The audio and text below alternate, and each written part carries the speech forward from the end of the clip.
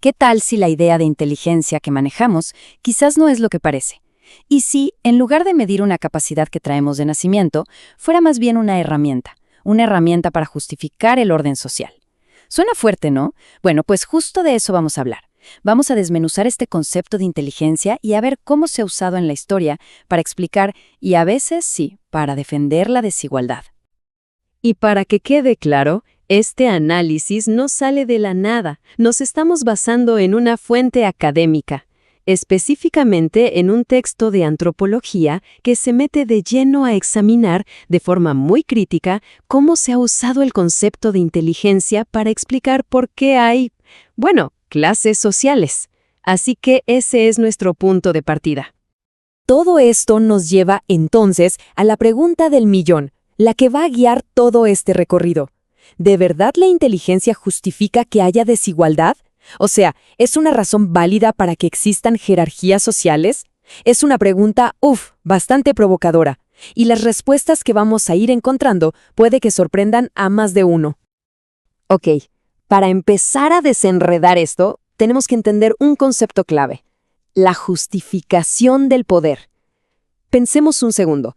¿Cómo le hacen los grupos que están arriba, en la cima, para que su posición no solo parezca correcta, sino natural, como si así tuvieran que ser las cosas? Pues la respuesta tiene un nombre: ideología. A ver, y esto es clave. Una ideología no es nada más un montón de ideas sueltas. No, es todo un sistema que está diseñado para que el orden actual, como están las cosas, parezca que no se puede mover, que es inevitable, como si dijera: esto siempre ha sido así y así tiene que ser. Es, en pocas palabras, una herramienta súper poderosa para mantener el famoso status quo. Y si miramos para atrás, a la historia, vamos a ver esto una y otra vez. Se han usado ideas sobre la biología, sobre la raza, para decir que, mira, este grupo es superior a este otro por naturaleza. Y con ese argumento se justificaron cosas terribles, como la esclavitud, el colonialismo y un montón de otras formas de opresión. Ahora, aquí es donde la cosa se pone científica, entre comillas, porque para que estas ideas tuvieran más peso, se les intentó dar justo eso, un barniz de ciencia. Si la nueva justificación para la desigualdad iba a ser la inteligencia, pues había que encontrar una forma de medirla, ¿no? Y ¡pum! Así es como entra en escena la famosa prueba de coeficiente intelectual, el CI o IQ Test. Se vendió como la gran herramienta objetiva, científica, precisa, para ponerle un número a la capacidad mental de una persona. Se convirtió básicamente en la regla para medir a todo el mundo. Pero a ver, aquí es donde tenemos que hacer una pausa y preguntarnos algo súper importante. Si ya tenemos esta herramienta que supuestamente mide la inteligencia, ¿qué es lo que de verdad está midiendo? ¿Estamos midiendo una capacidad pura, genética, algo con lo que se nace, o es algo un poquito más complicado?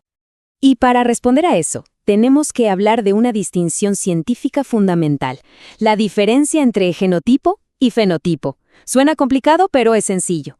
El genotipo, piénselo como el plano de una casa. Son los genes, pero el fenotipo es la casa ya construida. Es el resultado de cómo esos planos interactuaron con todo lo demás: el entorno, la nutrición, la educación, las oportunidades. Y aquí está el meollo del asunto. Las pruebas de CI no miden el plano, miden la casa construida, miden el fenotipo, no el potencial genético puro. Y claro, esto ha desatado una ola de críticas, y con mucha razón. Lo que se dice es que estas pruebas no son para nada universales. Están completamente cargadas de la cultura y el lenguaje de quienes las diseñaron, que por lo general eran personas de clase media, blancas, del mundo occidental. Entonces, al final del día, ¿qué miden? Pues en lugar de medir esa supuesta inteligencia innata, muchas veces lo que miden es qué tan buena fue la educación o qué tan familiarizado se está con esa cultura en particular. Y con todo esto sobre la mesa, llegamos directo al corazón del debate. Es una de las discusiones más viejas y más fascinantes de todas. ¿Qué pesa más en lo que somos? ¿La naturaleza o la crianza? Dicho de otra forma, ¿los genes con los que nacemos o el ambiente en el que crecemos? Básicamente, en esta discusión hay dos bandos muy claros. Por un lado está el argumento hereditario. La gente de este lado dice: la inteligencia es, en su mayor parte, genética, punto. Y si hay diferencias en los puntajes de CI entre distintos grupos, es porque hay diferencias innatas. Y por el otro lado, está la crítica ambiental y cultural. Ellos dicen, un momento, el resultado en esas pruebas no tiene que ver con los genes, sino con la experiencia de vida, con las oportunidades educativas y, sobre todo, con el sesgo cultural que tienen las mismas pruebas. Bueno, ya vimos los dos argumentos. Ahora vamos a lo bueno, la evidencia.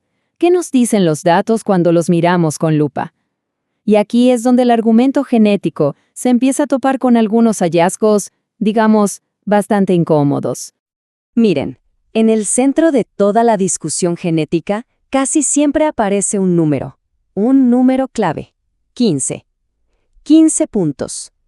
Esa fue durante mucho tiempo la diferencia promedio en los puntajes de CI que se observaba en Estados Unidos entre la población blanca y la población afroamericana. Y este número se usó como la supuesta prueba reina de que había una diferencia innata.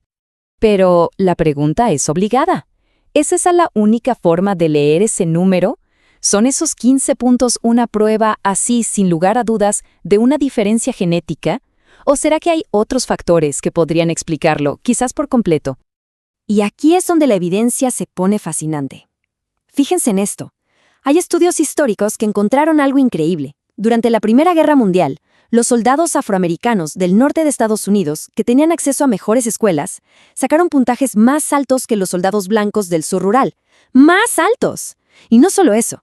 También se vio que los niños afroamericanos que se mudaban del sur hacia el norte, sus puntajes de CI mejoraban un montón. ¿Qué nos dice eso? Pues apunta con un dedo gigante al poder del entorno. A ver, ahora hagamos un zoom out. Alejémonos un poco del sí y tomemos una perspectiva histórica mucho más amplia. Porque esto de que un grupo se crea superior a otro no es nada nuevo.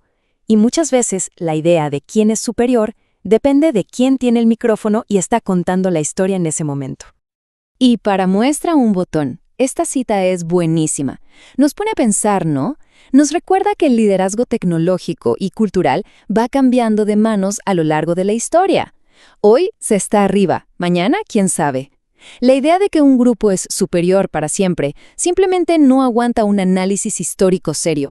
El punto central, según el texto que estamos analizando, es este: que Europa llegara a dominar el mundo no tuvo nada que ver con una supuesta ventaja genética o biológica de su gente. No, fue el resultado de una mezcla muy particular de factores históricos, geográficos, económicos, una especie de tormenta perfecta que les abrió la puerta para expandirse. Y con esto llegamos a la conclusión final, la más importante de todo este análisis antropológico.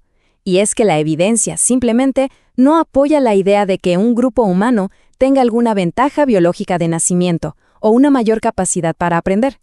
Al final del día, todos los seres humanos compartimos la misma capacidad fundamental para el aprendizaje cultural. Así que, después de todo este recorrido, nos quedamos con una pregunta que es quizás todavía más profunda.